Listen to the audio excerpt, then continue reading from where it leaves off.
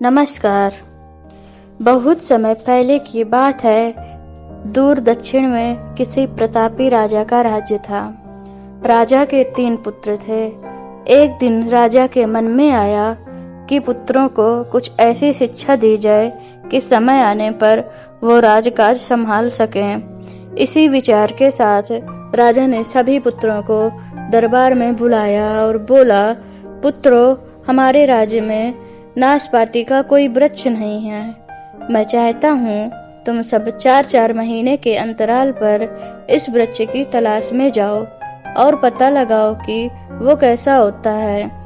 राजा की आज्ञा पाकर तीनों पुत्र बारी बारी से गए और वापस लौट आए।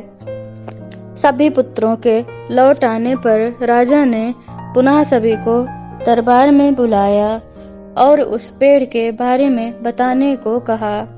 पहला पुत्र बोला, पिताजी, वह पेड़ तो बिल्कुल टेढ़ा मेढ़ा और सूखा हुआ था।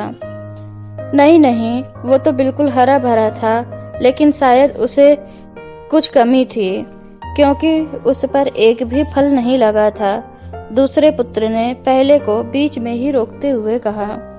फिर तीसरा पुत्र बोला, भैया, लगता है आप भी कोई गलत पेड़ देख आए, क्योंकि मैंने सचमुच नाशपाती का पेड़ देखा। वो बहुत ही शानदार था और फलों से लदा पड़ा था। और तीनों पुत्र अपनी अपनी बात को लेकर आपस में विवाद करने लगे कि तभी राजा अपने सिंहासन से उठे और बोले, पुत्रों, तुम्हें आपस में बहस करने की कोई आवश्यकता नहीं है। दरअसल तुम तीनों ने ही वृक्ष का सही वर्णन कर रहे हो। मैंने जानबूझकर तुम्हें अलग अलग मौसम में वृक्ष खोजने भेजा था और तुमने जो देखा वो मौसम के अनुसार था। मैं चाहता हूँ कि इस अनुभव के आधार पर तुम 3 बातों को गांठ बांध लो। पहली, किसी चीज के बारे में सही और पूर्ण जानकारी चाहिए तो तुम्हें उसे लंबे समय तक देखना परखना चाहिए, फिर चाहे वे कोई विषय हो, वस्तु हो या फिर कोई व्यक्ति ही क्यों ना हो। दूसरी, हर मौसम एक सा नहीं होता।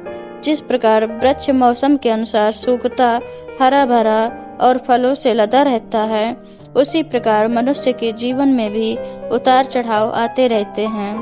अतः अगर तुम कभी भी बुरे दौर से गुजर रहे हो तो अपनी हिम्मत और धैर्य को बनाए रखो, समय अवश्य बदलता है। और तीसरी बात, अपनी बात को ही सही मानकर उस पर अड़े मत रहो। अपना दिमाग खोलो और दूसरों के विचारों को भी जानो। यह संसार ज्ञान से भरा पड़ा है। चाहकर भी तुम अकेले सारा ज्ञान अर्जित नहीं कर सकते। इसीलिए भ्रम की स्थिति में किसी ज्ञानी व्यक्ति से सलाह लेने में संकोच मत करो। तो दोस्तों, आज की कहानी आपको कैसी लगी, कृपया कमेंट बॉक्स में अवश्य बताएं। और हाँ, मेरे चैनल को सब्सक्राइब करें, शेयर करें। धन्यवाद। जय श्री राम।